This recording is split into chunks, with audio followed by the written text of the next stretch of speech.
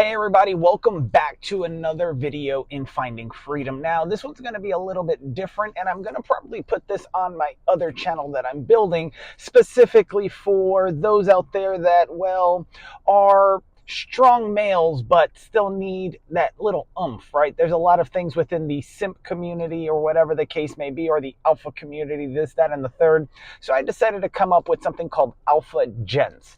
You can be an alpha and be a gentleman at the same time, and that's something that I'm bringing to you guys relatively soon in the next couple weeks. But until then, we also have Finding Freedom, which helps you find freedom in the world that we live in today. Don't forget to like and subscribe to this channel, and then when Alpha Agents comes out, I'll let you know so you guys could check it out. But in this video, we're going to talk about my ideas, my ideology, my opinion on what makes love work.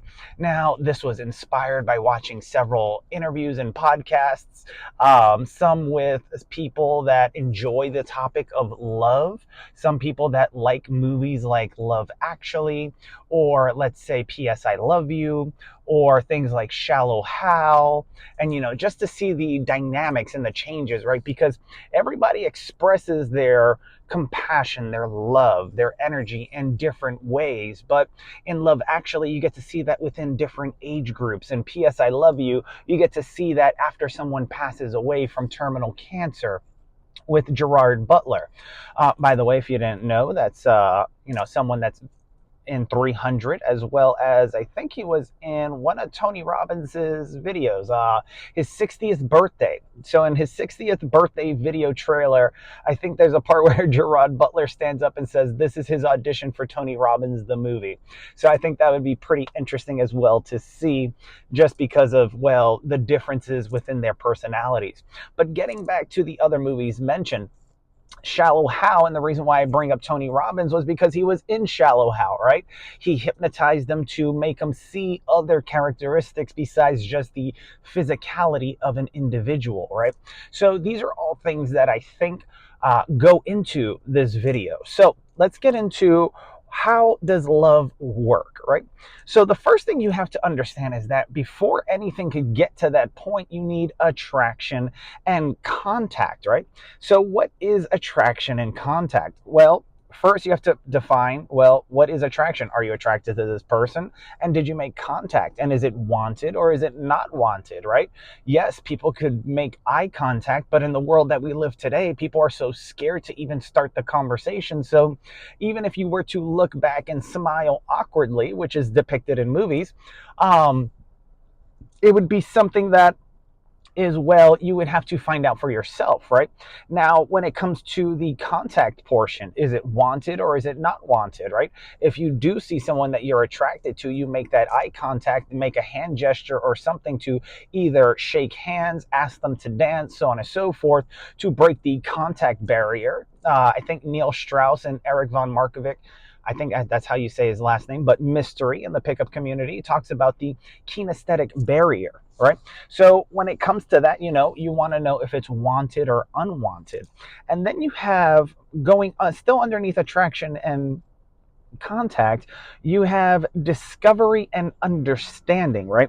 So when it comes to discovery and understanding, let's say you ask someone to dance at a dance social or at a bar or at a nightclub, and you guys having an amazing time. Now this could be, I said social because I'm into Latin style dancing, salsa, bachata, merengue, all of it. I love it. It's phenomenal. It's great.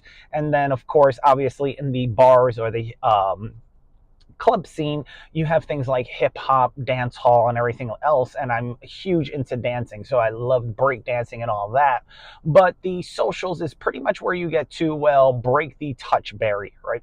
So if you go to a Latin nightclub, right, and they have salsa or bachata or something on, you can break that contact barrier, making it not so awkward in order to continue the conversation later if it's wanted. And you could tell all this by the body language during the dance, right? If you get too close, the facial expressions, if they're smiling when something happens during the interaction, right? All these little micro expressions while everything is going on is what you want to pay attention to. Now, in the beginning, it may be a little difficult, but once you get the hang of it, and I'll go into depth on that in Alpha Gents, but once you get the hang of it, you'll be able to pick up on certain things a lot faster in the moment, because it's not just one thing, it's many things, but the micro expressions on the facial features normally give some IOIs or indicators of interest, as one might say. So after the dance and everything like that, let's say you dance for 1 or 2 songs, get a drink, so on and so forth, etc., or possibly drink some water. Then you have the discovery and the understanding phase in the first part. What do I mean by this? Well, first of all, you have to discover if everything was wanted or not wanted, right? So you have to discover that, right? Would you like to dance? What was it like? What did you feel during that interaction or during that engagement? And then, of course, afterwards, you want to, well, have maybe a small conversation. Hey, do you come here often? What's your favorite type of style to dance to? Which is a normal question in the dance community as far as Latin style dances are within socials and things like that. Some people favor salsa more than bachata just because one is slower and the other one's faster paced. If you go to a ballroom school, so on and so forth, you have the waltz, the foxtrot, the quick step, freestyle, so on and so forth. What's your favorite to dance to, right? This gives you an understanding of the individual and see if you guys can somewhat meet up on a common ground, right? Let's say they are into Latin style dancing, or I think in the ballroom world it's called Latin American rhythm, or yeah, something like that. And they like the salsa and bachata thing, and they are heavy on the salsa thing because they like the fast pace, the twists, the turns, so on and so forth. It's very exciting and it can be very passionate, whereas other styles are a little bit slower, still passionate, but it's just not at the tempo that they're looking for, right? But you can get a synopsis of this while you're asking these questions, and then possibly ask them out to dance again, or see if they're going to another event in which you can possibly meet up with them again to start developing rapport. Now, there are other things that you can possibly do that are taught by other individuals. I think some of them are called like a bounce. So we could go from here to a house party or whatever the case, but that takes it like advanced skill, and you have to be really solid on that, and there has to be a lot of things in place. It's easier if you were to just meet up at another location at another day or time that you know you're both going to be at, right? Or if there's a weekly social, you can do that as well. So when it comes to popping the first question, right? The exchange, right? The decision to exchange something of personal value from morals and ethics standpoint. And I have that written down here specifically for individuals because, well, it was one of those things where I was like, how am I going to say this? Like, yes, getting someone's phone number, a one night stand, this, that, and the third. However, it has to be based on morals and ethics. And you learn this during the discovery and, well, understanding phase. You don't flat out say, have you ever had a one night stand? But if you end up sleeping with them on the first night, that could be a huge indicator. It might mean you're lucky, or you're highly attractive and desirable and they wanted to be with you, and vice versa. But give you an example. If somebody is used to having a one night stand and it's normal for them, it doesn't go against their morals or ethics because it's normal to them, their ethics, their moral compass, right? Now, if they don't do that, well, then there's an exception to the rule. If somebody's used to, having multiple partners at once, well, then it doesn't go against their morals and ethics and it makes it okay. Now, the question is, does it go against yours, and can you live with that, right? Because at the end of the day, if you're trying to pursue a relationship and build towards, well, determining whether or not you're going to fall in love with somebody, and there's going to be a difference because love at first sight does hit, and sometimes it hits a little hard, but It's very difficult and very rare. 9 times out of 10, you have to go through the process. You have to be attracted to each other, so on and so forth. Make that awkward contact, or make that visual contact, or non-awkward contact. And then, of course, either break the kinesthetic barrier, i.e. touch, kino meaning touch. And then, of course, build upon from there and accumulate time. But over time, you start to develop things. And this brings me into, well, the next part, which is, well, time, discovery, and belonging, right? So everybody wants to belong, right? This is why you see sometimes people that are normally very single all the time, they normally have a pet or a dog or a cat, so on and so forth. They want that companionship, but not everything else that would come with, let's say, a human companionship, like the heartbreak, the drama, and everything else. And having a pet is actually safer than all of it, right? But then let's talk about the time in the discovery, right? Deeper discovery. When it goes into deeper discovery, that will requires time, right? So let's say you meet up 1 or 2 nights, and then you go to dinner or lunch or coffee, so on and so forth, right? Now, time reveals all, so you're always discovering something, and this will give you a better understanding if you want to be with this person even for a long time. Maybe they have something that you don't like, so on and so forth, and time will reveal all. During this process of time and everything like that, you have the ability to discover this person's personality, right? What are their intricacies? What's their personality like outside of that environment in which you met them in? Remember, not everybody carries the same personality when they're in certain environments, right? Because if you're in, let's say, a work environment, you're not going to act the same way you would at a bar or nightclub, or in front of family members or other friends outside of that environment. Or let's say you're at a networking event or whatever the case, a Panera. It's going to be different, just slightly psychologically based. So always keep that in mind. And then, do both of you feel as though that you kind of belong and can see each other, with each other for a allotted amount of time? Why is this important?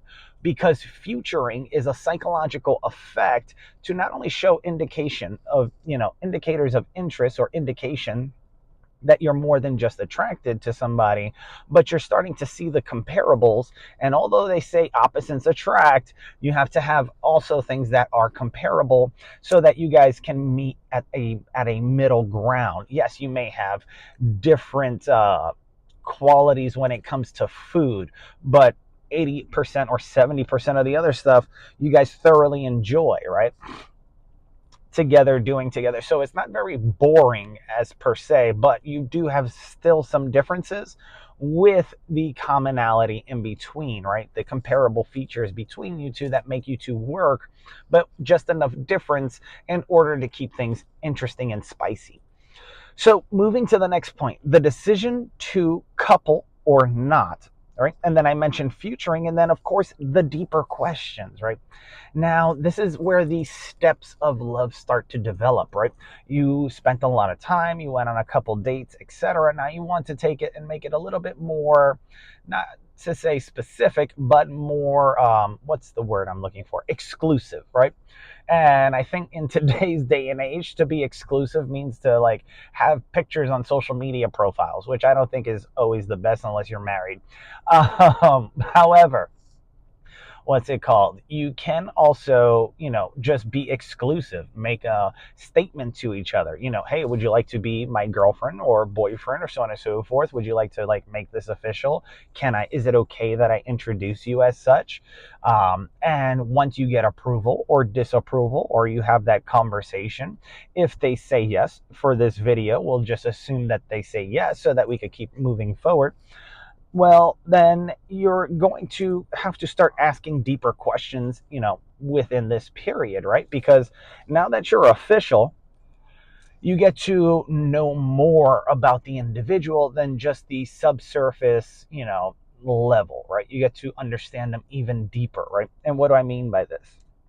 Well, once you're official, so on and so forth, you get to see how they interact psychologically, understanding the statement that you just made, that you guys are now official, etc.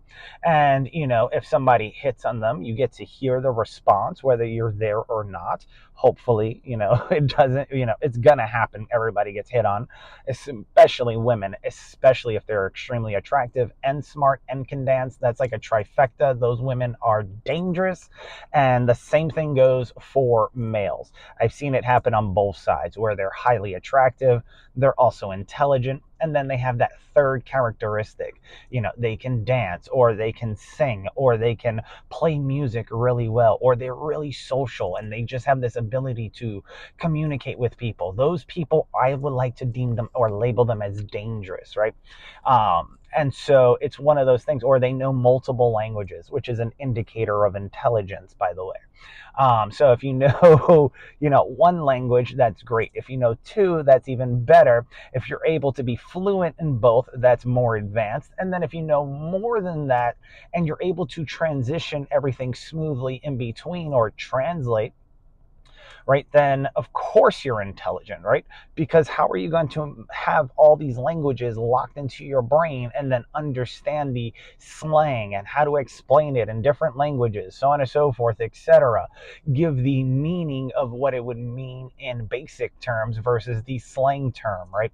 So this is the intricacies and the micro expressions, or the minute features that you can pick up on in order to determine, is this person, intelligent? Are they playing me, etc., so on and so forth, right? And remember that, because when I go in depth in in the other video that I mentioned that I'll be putting on Alpha Gents, you're definitely going to want to take notes, because that's going to be a multiple part video. So let's continue, right? So when it comes to, do you both feel as though that you guys belong to each other? Now, you won't necessarily have to ask this question, but you will get that feeling, right? So like, when, let's say you have a pet, so on and so forth, and now you haven't seen your pet for like 2-3 weeks. If you're a pet lover, etc., you know that feeling that you get when you see them. You're like, oh my God, where have you been? I missed you so much, and so on and so forth, etc. And then that weekend you have like a movie night with you and your homie, right? Or your dog or your cat, or whatever the case may be. In my case, I used to have a couple dogs when I lived with other people. Well, I shouldn't say lived with other people, but stayed at other people's homes. I would just claim their pets as mine. For instance, my sister's dog, Penelope, she would come over and hang out with me, and I'd say, hey, get on the bed, so on and so forth. And we watch movies and hang out, and don't tell my sister this, because she probably won't see this, but if she does, shared some snacks with Penelope, so on and so forth, whether it was like potato chips or anything. When I was younger, my godparents had a dog, so on and so forth, named Tiana, and it was the same thing. And of course, my father had a dog named Baron, and it was the same thing. So it was just one of those things, like, you get that feeling like, oh my God, I missed you so much. Like, you're my best friend in the world, so on and so forth. And over time, during that period, you're going to feel something like that, right? And then, of course, it will just be, how do I say this, reciprocal, right? So in other words, you quid pro quo, you scratch my back, I scratch yours. I'm getting this feeling, and I can also see that you're getting this feeling as well, right? So not to use the pet or dog analogy to say that your significant other is such, it's just an example so that you understand it. Now that you're also in this phase and you're asking those deeper questions, so on and so forth, you want to ask serious questions and get those out of the way, right? So, obviously you got the other questions. Now, the topic that I want to talk about, and I'll get in more depth with this when we go into Alpha Gents, because the channel is not to call people simps or anything like that. It's to make strong men that have a alpha trait within them that we can highlight, but also turn them into gentlemen, so on and so forth, because there's a whole lot of like toxic masculinity talk and all this. And if you're not toxic masculinity, you're a simp, and what is a simp, and blah, blah, blah, blah, blah. Look, take it from someone who used to be a Marine, but then again, once a Marine, always a Marine. And I'm also a New Yorker. So once a New Yorker, always a New Yorker. Those two combinations enough, on top of my background, education, and everything else, should be suffice, and when I say education, yes, I have a degree in finance. I also have a degree in business administration. I also have more than 15 certifications extending from credit to finance, as well as other areas that would pertain to either the military, the business world, etc. So, and I study way too much. I had a very misspent childhood. Anyways, we're going to go ahead and bring you guys up to speed because I needed this kind of help when I was younger, right? My godfather showed me how to be like that smooth New Yorker, so on and so forth. My father showed me how to be the tough New Yorker, right? Good with my hands, how to work on cars. My godfather showed me how to work on houses, carpentry. My other uncle showed me art, so on and so forth, etc. And when I say art, I'm talking about specifically graffiti. And then I had one uncle, the youngest one on my father's side, teach me about clothing and apparel and how to dress and so on and so forth, etc. Because, well, yeah, and how to fit in with that style in certain environments, and how to talk and things like that. Mind you, he's also an attorney, so he also taught me a little bit of how to communicate and speak. And then, of course, my friends in the magic community, because I'm a big geek and nerd, that whole circle, that group showed me how to socialize with a lot of people when feeling either awkward or trapped, where I felt like as though I couldn't say something or I had nothing to contribute. With magic, I always had something to contribute. So, you can learn things like that about people, especially in Alpha Gents, and about yourself. What characteristics do you have that we can highlight and stand out without seeing, pointing it out so much that it's, exacerbated, as people would say, or over the top, but, make it, something that you can throw in every once in a while or show off, but also be a gentleman. Hold the door for people, pull out the chair, dress smart, as they would say, right? Because presentation is 9/10 of the law, and we'll get into that as well. Now, when it comes to these deep questions, obviously you got all these other things, and I mentioned the whole manosphere or the red pill and blue pill community, so on and so forth. And one of the things they talk about is body count. Now, body count is one thing. However, and I'm going to make this distinction, I normally don't have a problem with body count. What I have an issue with sometimes is when women or men treat significant others, those that they slept with, like they're packing a sales pipeline, meaning they're still contacting them, they're still involved with them, etc. They're on and off. For instance, I met a female, actually, I met a couple females that would have, like, in your iPhone, like in the contact section, you have your first name, last name, and then like company. And in the company section, when the person's name shows up, it normally puts a company. And I remember I was hanging out with one of my friends. I forgot, I don't know if it was Joy or Kayla or somebody like that. And a number popped up, AJ. And it's, I'm not even going to kid you, it's at AJ AMC, right? Something similar to that. I'm changing the names for certain purposes. But it said AJ AMC. And I said, what's that about? I said, does he work there? And he goes, no. This is the guy that I call whenever I want to see a movie. He'll take me out on a date to a movie and he'll pay for everything. And then they showed me another one, and it was for restaurants, another one for vacations, another one that would be like for high-end vacations, or one for like jewelry or apparel. And they knew that all they had to do was trade sex for pretty much sex and time spent with them in order to get these things, which I thought was freaking insane. But then again, you can't be everything for one person. However, normally these individuals never wanted their significant other to be doing the same thing, which causes conflict. So, we're going to get into that more in depth, as I said, but let's talk about it, right? So when it comes to the body count, normally don't have an issue. Where the issue lies, how many of them are you still in contact with? How many of them are you still sleeping with? How many of them, when we go out, will come up to you and say what's up to you, completely negate myself or some, the person that you're with, etc. And now you're having a whole conversation with them and you're completely ignoring the person you're trying to build a relationship with. That's where things can get blurred or make people feel as though they are not wanted because you already have all this attention. You're just adding to your circle.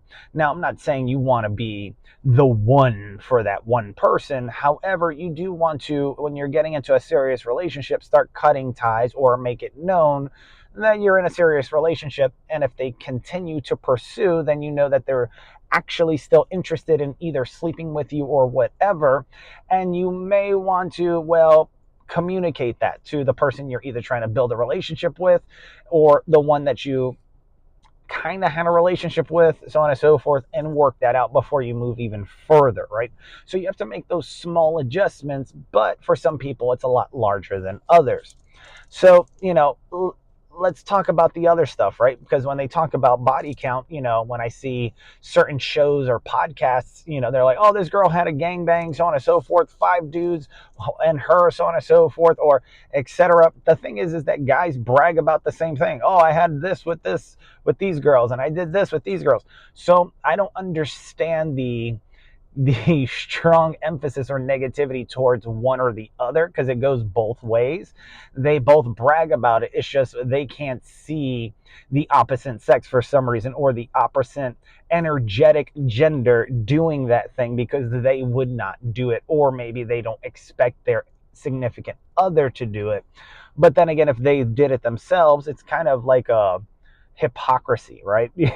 Oh, you had a gangbang. I'd never do that. Oh my God, I would never do that. Or I had one and you're not allowed to do that because that's not something I'm expecting from this, right? And just to give an example, I remember I was in a relationship with somebody and beautiful woman, extremely smart, triple threat, everything. She was extremely dangerous. So I played my cards correctly. And the topic of a threesome came up. It was very weird.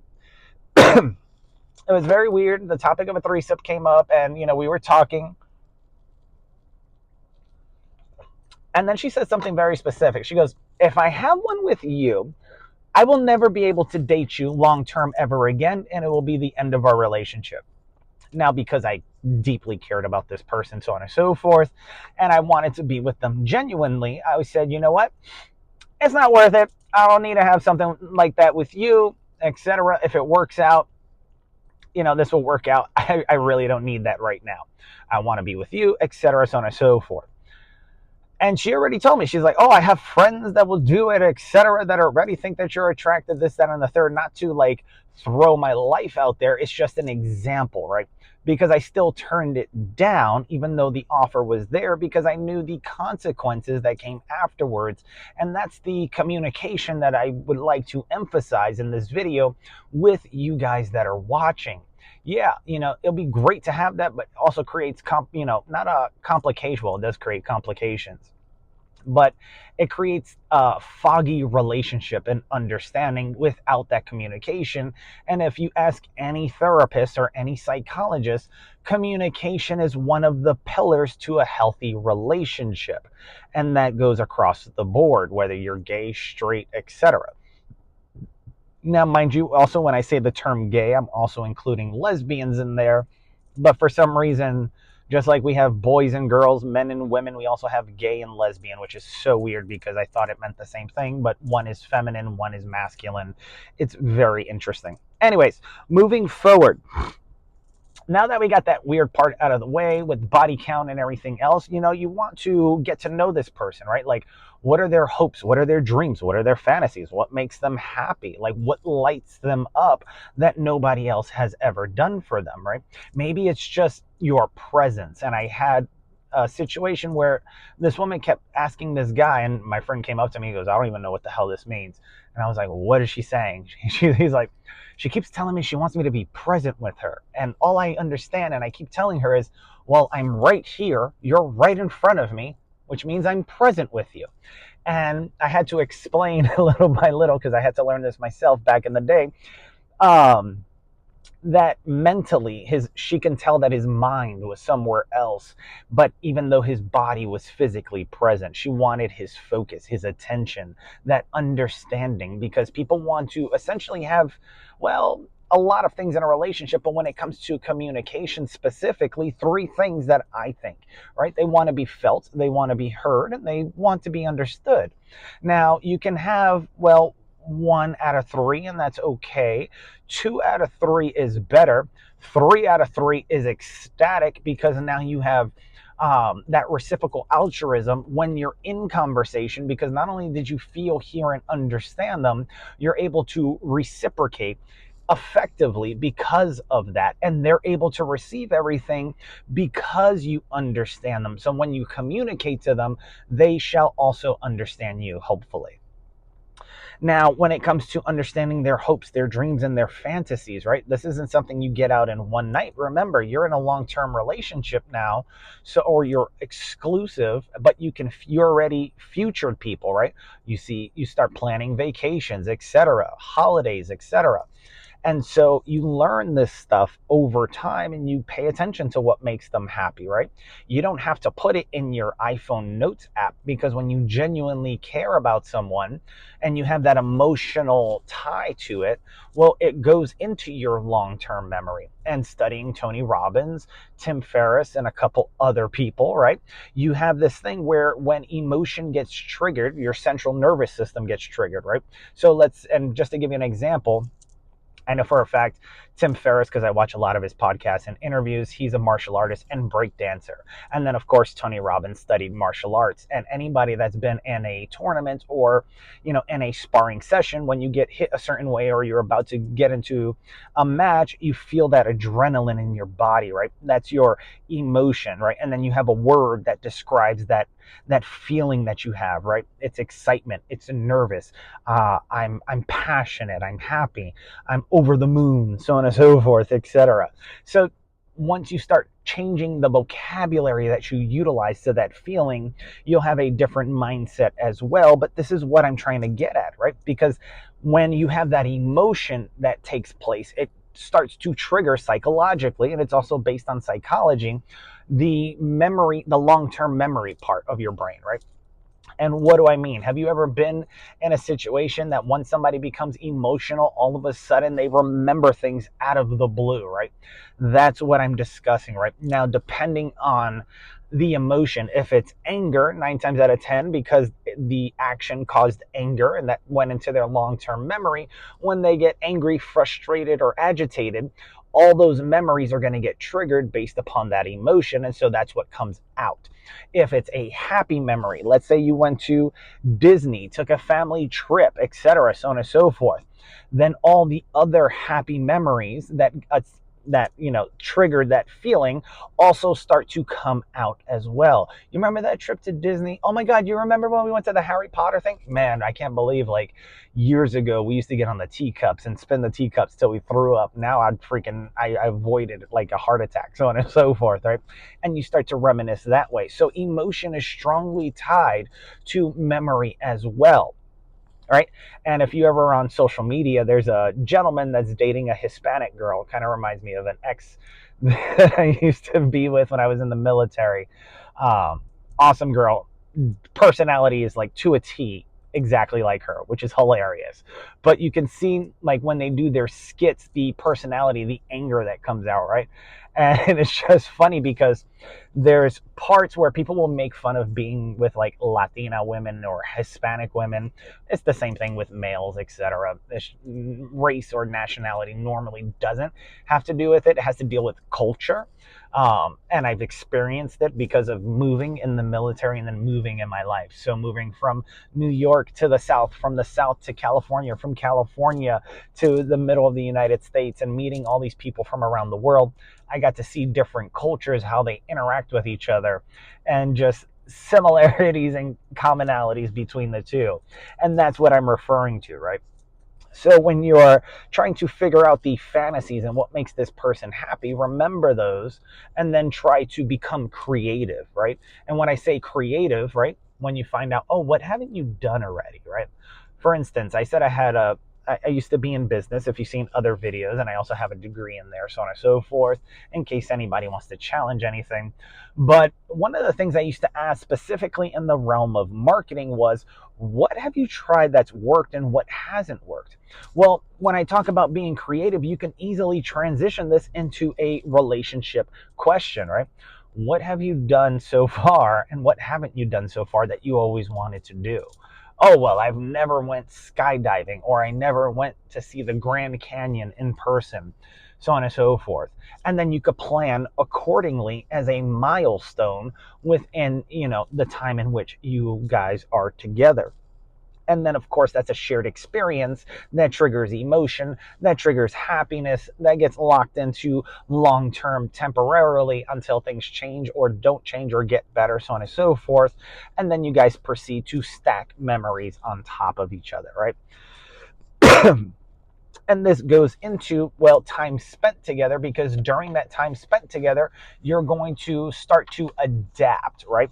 You're going to, as Dr. Eric, what is it? Milton Erickson, I think is his name, if I remember my training from Tony Robbins correctly, as well as psychology, matching and mirroring, which is also utilized not just in person, but within conversation and communication in general. You can match and mirror somebody's tone, their pitch, certain mannerisms that they have, right? And it all comes down to, well, whom are you trying to communicate to and with, right? Sometimes you'll see this with people that are very energetic or very slow speaking. So you match your pace and your tone to their slow speech, right? Or maybe they're very energetic or flamboyant, or they're metrosexual, as they say. And metrosexual just means that you're a average male, straight or whatever, but you also dress very well.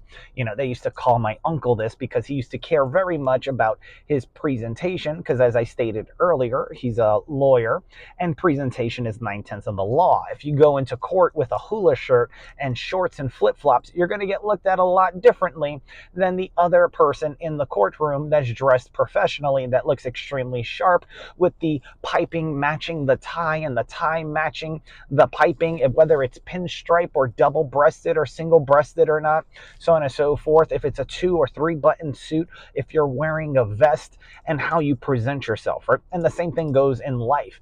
Police officers, law enforcement will treat you differently based upon the way you are presenting yourself to the world. And this also translates over into bars and nightclubs. If you're dressed well, smell good, and well groomed, so on and so forth, well, not to say that aesthetics are everything, but everybody understands that if you look a certain way, people get perceived a certain way. And there's a small differentiation between perception and perspective, right? People watch movies and so on and so forth. And so certain people have the ideology, especially within their environment. People, when they go out, they dress like this. The ones that get a lot of attention dress and look like this. Those, etc., look like this, and so on and so forth. So if you understand where I'm going with this psychologically, well, the same thing translates not only over into business, the courtroom, relationships, as well as if you get pulled over by law enforcement, which I can say I have several times in the past, and it's true. There's a handful of times that, other stuff has saved me, right? And one of those times was when I got pulled over. My dad was in the passenger seat, and we were going down the highway. I wasn't going extremely fast. However, I'm an aggressive driver. And as I stated, Fast and Furious was based upon my father and his friends, and street racing was just a part of the culture, as so on and so forth. And I grew up around it. So, and plus, in the South, it's NASCAR country. Long story short, I may or may not have been aggressive when it came to changing lanes, and somebody pulled me over. They saw my driver's license and ID and saw that I was a Marine. Thankfully, the police officer was also a Marine, and he looked at me and goes, "Do you know JJ Tybuckle?" And I was like, "Yes." He goes, "Why don't you try fucking emphasizing that sometime?" Because when he first pulled me over, he's like, "Do you know how fast you were going?" I said, "Well, I know for a fact I wasn't speeding." And so that was one question out of the way. And he goes, "No, but why did you do that maneuver?" And I was just like, I needed to get over. I needed to get off the exit, so on and so forth, etc. He goes, "Who's in your passengers?" I say, "Oh, this is my father," so on and so forth. He's like, "Let me see your driver's license," so on and so forth, and your ID, etc., or registration and all that. And so he takes my driver's license, and I gave him my military ID with it, etc. And he goes, "Marine, huh?" And he just shakes his head and smiles. He's like, that's when he said the question, "Do you know JJ the tie buckle?" Which is a ditty or an acronym for judgment, so on and so forth, etc. And leadership principles, if I remember correctly. It's like judgment, decisiveness, bearing, etc. Bearing, etc. And so, he's like, "Why don't you try emphasizing that sometime?" And my dad looks at me. I was like, he goes, "Get out of here now." So we pull off, and my dad looks at me. He goes, "What the hell is that?" I was like, "It's something that we have to know all the time, like general orders. Like, one of the things they test you on is your general orders. They're like punitive articles or punitive so on and so forth, like articles within the UCMJ, but general orders like the sixth general order: to receive, obey, and pass on to the sentry who relieves me all orders, and so on and so forth, etc., etc., etc., right? And I think it goes to receive, obey, and pass on to the sentry that relieves me, or all orders from the officers of the day, officers on duty, and yeah, etc. I completely forgot. I have been out since 2020, and we're 2026 now, so it's been a minute. But it's one of the longest general orders, and in the future videos, I will probably get to practice that again and just regurgitate it, because it was something that used to be right off the top of my head. Now I have so much in there that now I just have to hear something, and then I'll probably go online, double check, because it tweaks something in my memory. I'm like, let me go see if that's true or not. So that's just a little insight for you. But let's move forward. Now that we got past, the futuring, the questions, what makes someone happy, etc. You in this video got to hear something about myself. And if you found anything valuable, please like and share, and don't forget to subscribe. So let's get down to a couple more things. We have about 4 left. So what do you want out of life, right? So this is something that is, as I stated earlier, what have you done and what haven't you done that you want to do, right? And then, of course, what do you want out of life? Example, like, what are your goals? What are your career goals? Do you want a house? Do you want a condo? Do you want an apartment? Hell, do you want kids? Yes or no? Do you want to adopt? Can you have kids? If you can't have kids, do you want to adopt? Etc. And all these other questions, right? And this goes into that coupling phase, right? This is the long-term building. And then moving on, is there anything that you haven't done yet? Obviously, this avoids a lot of future problems, right? Because once you know what somebody's done already, let's say a while ago, this was several years ago actually, I remember I was dating someone. I actually proposed to this one. Didn't work out. They're happily married. I'm happy for them, thank God, etc. Right? But it gets a lot of problems out of the way, because every time I wanted to do something, I would hear a story about how they did it with somebody else, and I'm like, is there anything that you haven't done already that we can do? And she thought I was getting frustrated because she thought I wanted to, have that first, right? The thing is that every time, it wasn't that I just wanted to have the first, right? Is when we did something, I didn't want to hear the story of how you were in a relationship with another person that you may or may not still talk to, and then hear all the good times that you had with them doing the exact same thing that we're doing. Like, figuratively, how does that make sense, right?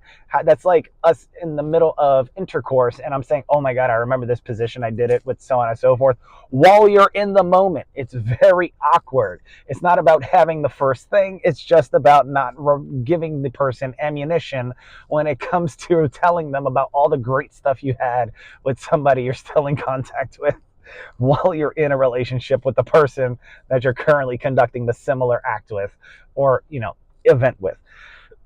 It's nice to share memories.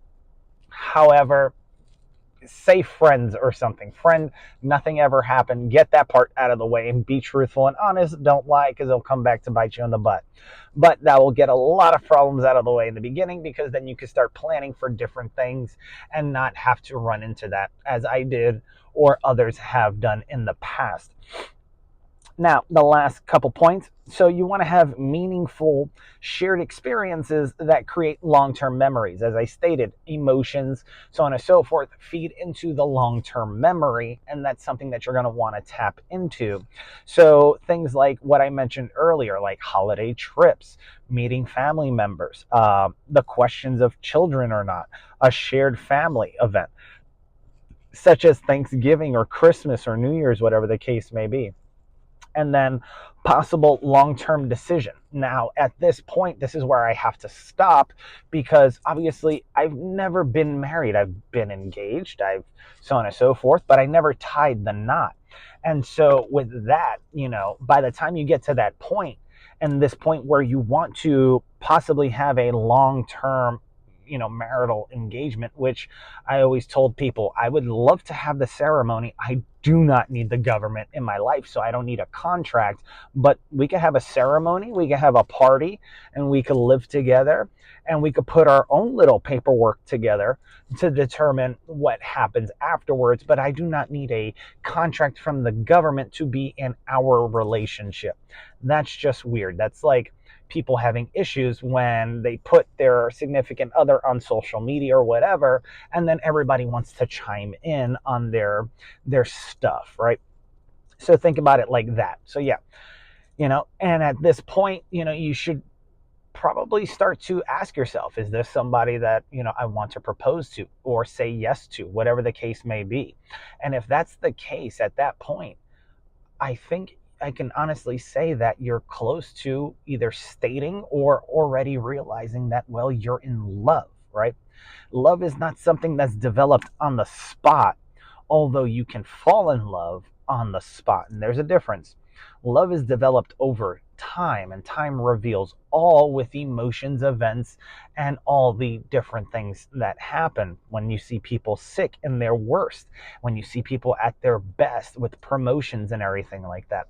That's when you start to really start to bring this person not only into your life, but you start to understand and state to yourself, I think I love this person.